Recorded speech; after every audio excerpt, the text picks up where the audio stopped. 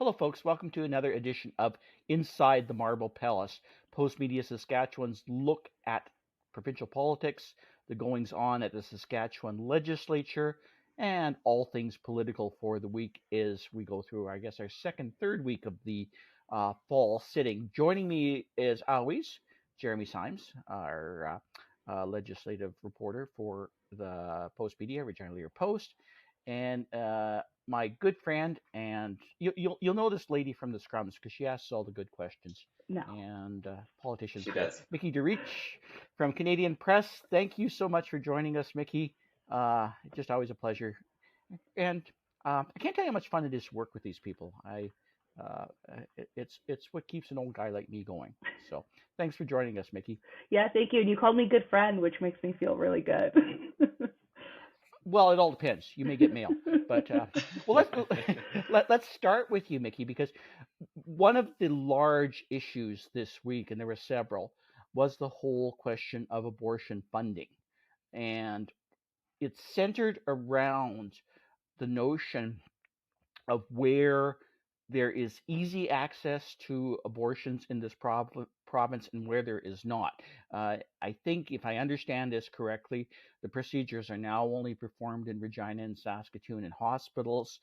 Obviously, this is a big province, and it's very difficult for people to reach the major cities sometimes, particularly in the situation that that women in need of abortions are often in. Can you sort of just outline the debate here, Mickey, and why it is so critical as per the guests in the legislature? And we'll get into some interesting things about the guests in the legislature this week and their apparel. But can you let's deal with the tough issue first, which is why access to abortion in this province can be so difficult. Yeah, well, like you mentioned, that abortion, specifically surgical abortion, because abortion via a pill you can get at a pharmacy throughout the province, but surgical abortions are only provided in Saskatoon and Regina, these two city centers, and the government has been clear that they do want to keep surgical abortions remaining in hospitals. But the problem is that there's some inconsistencies. For example, in Regina, surgical abortions are performed up to 18 weeks, and you don't need a doctor's referral. But then in Saskatoon, women can get an abortion up to 12 weeks, which is less than the 18 weeks in Regina, but you do need a doctor's referral. So Minister of Health Paul Merriman has committed to looking at to making it more consistent regarding the requirements to get a surgical abortion in Saskatoon and Regina, but he's also looking at extending surgical abortion to a hospital in Prince Albert. And that comes from the work of advocates who are saying that Prince Albert is essentially the gateway to the north, and women in the north need access to surgical abortions just like other women throughout the province. And I'm asking you this in all sincerity because I don't know and understand, but why is it so difficult for women to receive what is, I think, a relatively simple procedure? And some of the women that we talked to, the advocates for better abortion access that we ran into the legislature at the legislature Wednesday, spoke about this in broad terms about their frustrations about Paul Merriman categorizing it similar to other surgical procedures that obviously aren't available everywhere in the province. It's hard to do heart surgery in every hospital in Saskatchewan for obvious reasons. But Right. if you don't actually kind of have the answer at the tip of your tongue, it's fine, because I don't really understand it either. But I don't understand Paul Merriman's argument for why an abortion procedure in Saskatchewan should be categorized the same way as other uh, procedures in this province, where, like I say, if it's a heart surgery or something else, it's pretty justifiable not having a heart surgeon in every hospital. But um, Yeah. it's a little perplexing on the abortion issue. Well, advocates do say that yes, they like to call an abortion more so a medical procedure because it's not as complex as you say as a heart procedure. This is something actually the NDP, the official opposition in the province, have raised. They think that the reason why accessing abortion is inconsistent in this province, and that there's barriers. They say that the government is doing this by design, because they don't believe that the government is wanting to offer this service. The health minister has, obviously said it's not by design, and that a woman's choice to get an abortion is between her and her doctor, and that yes, he agrees that some women might have to travel to get an abortion, but he says that it's their right in this province.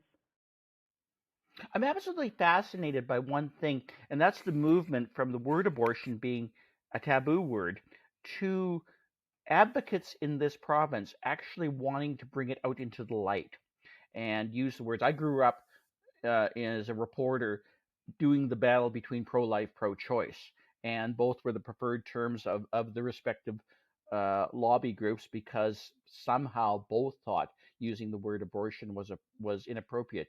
Now I find it interesting that they both do, and I'm going to bring Jeremy in here because it's pretty fascinating um, to maybe explain to the people what happened and why it happened at the legislature. But this week, one of the advocates that came as an invited guest to the legislature, invited by the official NDP opposition, was wearing a T-shirt that I believe said abortion is healthcare. She was asked to turn this T-shirt inside out by security. Can you pick up the story from there, Jeremy?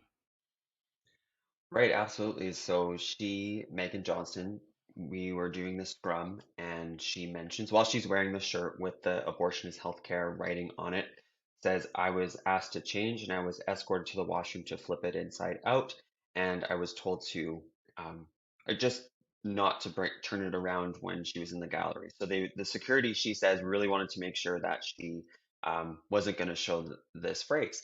And it kind of all caught us reporters a little off guard, right? As soon as she mentioned it, we all just started asking questions right away, like, what happened? What can you say? So that did happen, and for Megan, it shouldn't be a controversial phrase, right? Abortion is healthcare. It's allowed in Canada. It's allowed in Saskatchewan. People can go get one, right? So she saw no need in terms of having to be censored in some form of way. And just to pick up on your point about her saying that we need to say this word, right? She was saying that abortion, we need to start talking about it. We need to say it explicitly. The pro-choice language is maybe a little bit too light, and we need to talk about what is actually happening. So this all happened yesterday, and this happened as the minister, we were asking questions about abortion and access, and it really overshadowed everything. Now we got Minister Christine Tell on this today, and what she was explaining was security was trying to follow some of their rules around this. They were referencing a website. I know you pointed out, Marie, and on that website it talks about how you can't bring in placards from your protest or things like this, but there was some gray area in terms of what this means for a t-shirt. And so it seems like security took the t-shirt as a political placard and said, no, you got to flip it inside out. Now, Christine Tell said now she and the opposition are going to be working together to potentially fix this, make it a little bit more clear for security so that if you do come in with a t-shirt that has this phrase or any other kind of activism phrase, as long as it's not promoting hate speech, it should be fine. She mentioned, we need to lighten up a little bit. That was one of the quotes that really stood out to me while we were scrumming her. And so, yeah, we'll probably see some changes going forward. Mickey, Jeremy suggested a phrase I'm a little bit unfamiliar with, and that was Christine Tell working with the opposition, or anybody in the government working with the opposition, because it just doesn't happen. Were you taken aback by that? Because you've lived the recent wars in relation to the implementation of the new security service that is no longer headed by the sergeant of arms, who's only responsible for the chamber itself, and other issues. Obviously, Christine Tell has spent a lot of time justifying the abilities and need for this new security force, but all of a sudden we are now hearing something very different. We are hearing her basically say that maybe we need a more realistic approach to that. Were you really surprised? Because when you guys explained it to me, I actually was, but I wasn't there to sort of really get the full context of it. So help me out here a bit. Did you want to take it away, Jeremy, or? My apologies. I'm asking Mickey.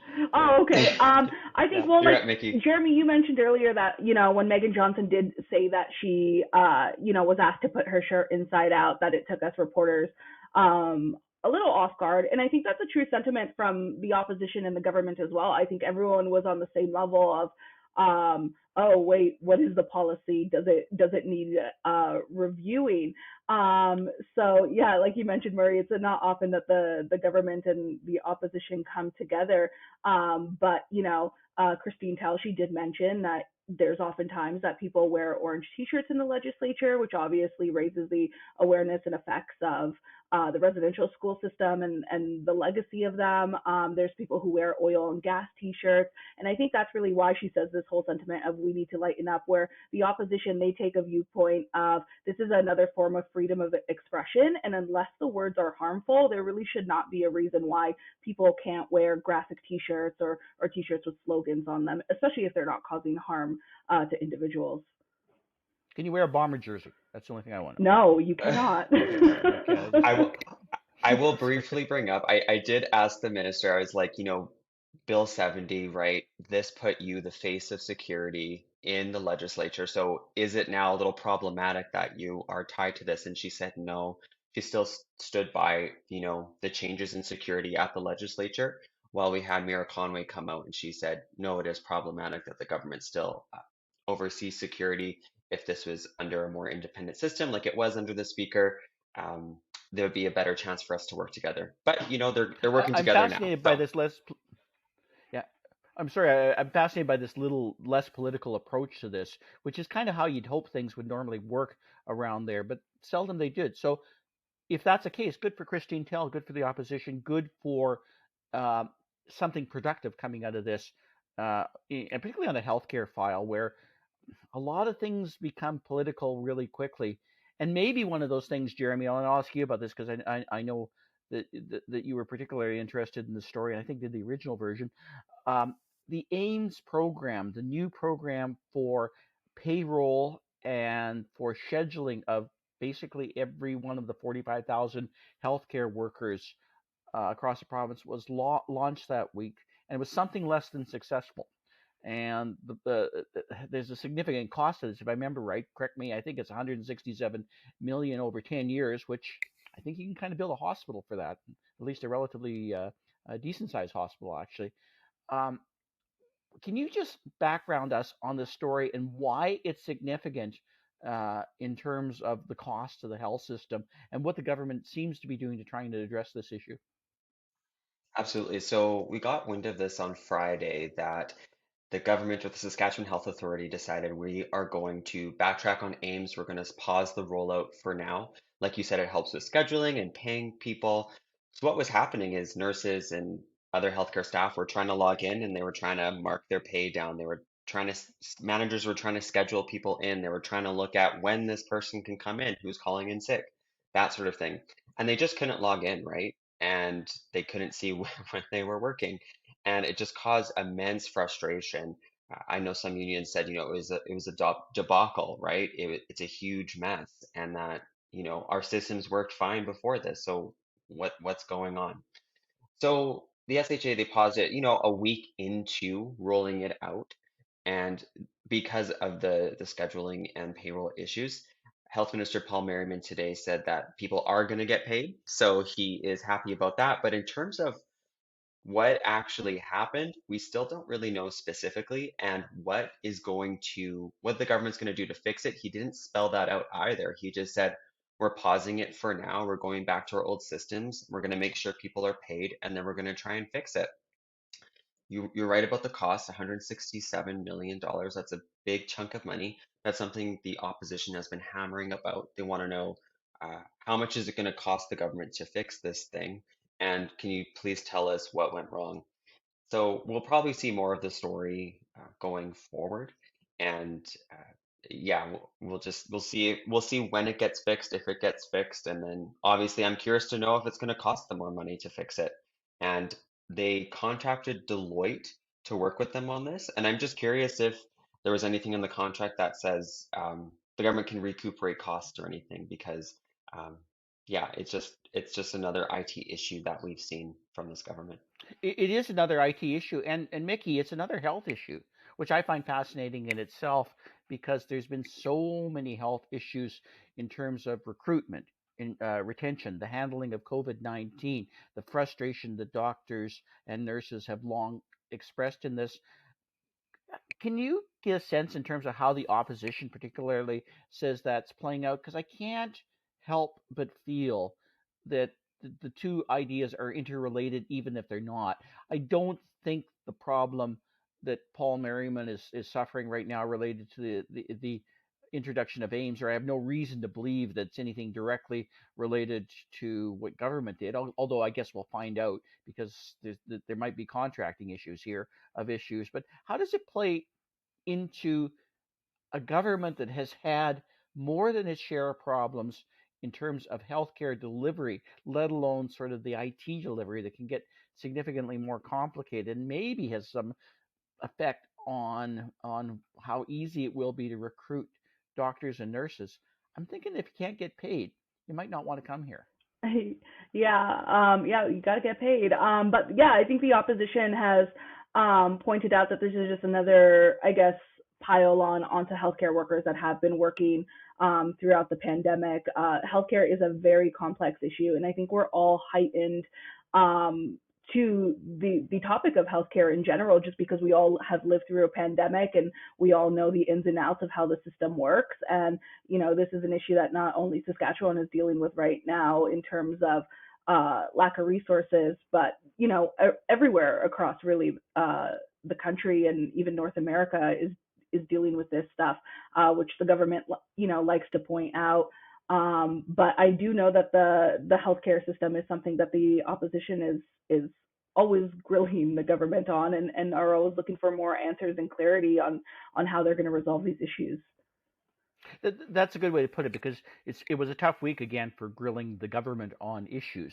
And one of those things that they were grilling on were actually a story that you did, Mickey, related to what's going on in Briarcrest College, yet another private educational institute, a little bit higher, more higher learning than the Christian school issues I think we talked about previously. But the beauty of actually having you people on as reporters who actually do the stories is that no one knows more about the stories themselves than the people that actually write them and cover the legislature. Tell me about your story, Mickey, and how it came about and the general reaction to it, and of course the nature of the story for those who haven't had the privilege of reading it. Yeah, I wrote the story about Briarcrest College and Seminary just outside of Moose Jaw in Cairnport, and I spoke to about 8 students, former students of the school, who all are part of the LGBT community, and they allege discrimination and harassment at the school. One student that I spoke with says that she was fired earlier this year after she was outed as bisexual. So she was fired from her RA job. Other students I spoke to said that they had their degrees taken away from them once they were also outed as either gay or bisexual. Students really want the government to defund Briarcrest College because of these allegations. This year, the government is giving them $250,000, which is, the students feel it shouldn't happen. They say that the government puts an emphasis on mental health care, but at the same time, they're funding a school that contributes to their declining mental health. And these are students that I've spoke to across the country from Ontario, Alberta, Saskatchewan, Quebec. So the effects of what these students say they experience at the school is very far reaching. The government essentially is saying that unless there's human rights complaints, their hands are essentially tied, and that they haven't really received any complaints since 2015. And I should note that in 2015, one of the former students that I interviewed, Jody Hartung, brought this issue to the government, and it actually landed on the desk of Premier Scott Moe, who was advanced education minister at the time. and the provincial board that oversees these private colleges made some recommendations to the government to essentially align their policies with the Human Rights Code. And years after that, the government never adopted those specific recommendations, arguing that every employer in the province has to abide by the human rights codes anyway. So essentially, it was redundant, they felt. And just for those that don't know, what was the nature of uh, Jody's concern and complaints that she spoke to you about, Mickey? Well, she said that she was being contacted at an alarming rate by members of the LGBTQ community who are on campus, and they said that these policies within this private Bible college were causing these students to self harm and be suicidal. So she felt that the government needed to be made aware of this. She also brought her concerns to the school, and that's she said that they didn't take her concerns seriously, and that's why she said she wanted to reach out to the government. Back in 2015. Jeremy, we're early in the session. I believe we're through 12, 13 days already, and it's a short session, but this is one of the many unfortunate reoccurring themes for the government in terms of either social issues or people within Christian schools being discriminated against or just having a less than adequate curriculum in the past, as we sort of saw in terms of the whole issue related to Legacy Christian and the teachings from the book from the grade 12 biology 30 book that came directly from Bob Jones University about creationism. I guess the question that I think people would be kind of curious about is how big a problem do you think this is for government right now, or how big a problem um, are the NDP making this for the government? How often have they brought it up, and how has the government been handling it in terms of what I think is pretty a high pressure issue for Education Minister Dustin Duncan to be dealing with? How has he responded, and how do you think it's working out for them? Yeah, so far this seems like the session of private Christian schools. It comes up at least more than once a week. It came up again today. And it stemmed from last week with legacy students coming in about that biology textbook that when we asked the minister if it's still being used, he said, well, only two specific chapters can technically be used. But that means the book still might sit on some shelf somewhere, I think, right? So it raises a lot of questions about what is being taught at these schools, and the NDP is really trying to hammer that down. The ACE curriculum, we did find out that that's no longer being used by qualified independent schools, which are funded by the government. But a private school that receives no government funding could still teach that. We also know that the SAKES curriculum that high schools use is still accessible by some qualified independent schools. I remember asking the minister, like, did you have a look at it? What do you think about it? And he says, I haven't had a good look at it, right? And the NDP says, this stuff is really problematic, and so do a lot of the students. They think it's really problematic. Again, we saw, I believe our friends at Global News did report about issues at another Christian school, and I'm sorry I can't remember the name, but it's it almost seems like the legacy issue has really made some students feel more confident to come out and tell their stories, like the Briarcrest one potentially. So we are going to see more of it, and I want to go back today. The NDP was grilling the minister for his comments that he made, where he suggested that outcomes from independent schools are better than Catholic or public schools. He kind of suggested the grades were better, and the NDP, Nicole Sarah, was like, "Why do you keep dragging Catholic and public schools through the mud?" So they are trying to frame it in a way where this government is really supportive of private schools, and they're trying to show how problematic that is. We'll see what happens going forward, but so far it's one of the issues this legislative session or sitting. Mickey, do you think it has legs? Because most of us don't send our kids to private schools. Most of us don't have kids, and I guess no dog in this fight. Why would the NDP make it as big a deal as they seem to be, beyond the fact that obviously you have people on an individual basis that are suffering tremendously, which you know oppositions nobly bring forward, well, oppositions of all stripe, from my experiences, nobly bring forward, even if it doesn't score them all that many political points. But I guess that's kind of my question. Do you think that this particular issue is scoring them some political points beyond what happens inside the Marble Palace and inside the legislature, or is this just one of those issues that may or may not be remembered 2 years from now? Well, I'm not really sure about political points, but I do think it matters to these students, current and past. Jeremy, you kind of mentioned that the Christian legacy thing has inspired other students to speak out. That's definitely the case with Briarcrest. These students have felt more confident speaking out against, this alleged harassment and abuse. I definitely think too that the opposition, because they have been hounding the government on this, it did lead to change. The government did, is basically observing some of these schools that had teachers that are involved in some of these allegations regarding Christian legacy, and the education minister even closed down one of the schools, pulled their certificate after they didn't want to have somebody overseeing their operations. So I definitely think that what the NDP is doing, is definitely changed, resulted in some change. And I know the advocates, these students are continuing to push the issue as well. And we even seen them at the legislature last week. Was it this week? Can't remember. I think it was the legacy people were there last week, and it's hard to keep track of it. So hard. Well, Jeremy, I'll leave the final word to you, because I think that's an excellent point. And I was awkwardly trying to make it in the question, but governments don't always do things for. I think we might have just lost. We Jeremy. lost him. He's back. There we go. He's back. He's coming back. My apologies. Live podcast. This is what happens. But I find it fascinating that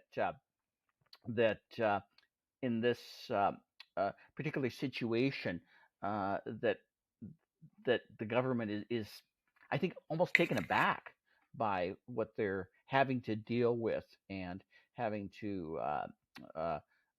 encounter in terms of this. Did you sense that too, Mickey, while we're just waiting for Jeremy to get back, that this was a pretty tough one for the government to deal with, simply because they were dealing, as you described, with very human situations of people that were kind of going through things that weren't very particularly nice and have had a profound impact on their lives? Right. And definitely when it comes to the Minister of Education, Justin Duncan, I think that he is still waiting to see what the outcome of the police investigation is going to be regarding Christian legacy. I don't think that they have, made a final decision on anything. I think they're waiting to see what police have to say and what prosecutors have to say. They've been obviously investigating this for about a year and a half now. And thanks for rejoining us, Jeremy. Sorry about the internet problem. The question, I guess, is: will we hear more about this story as the session proceeds on, or is this pretty much exhausting anything that you can potentially see about this? I don't know if Jeremy can hear us right now. So my apologies, Jeremy. Well, maybe this is someone telling us it's time to wrap up this edition of Inside the Marble Palace. So, Jeremy, Mickey, thank you so much. It was a great discussion, and I love working with you. Love your contribution, and please join us sometime soon on Inside the Marble Palace. Thanks for having me. You betcha. Bye.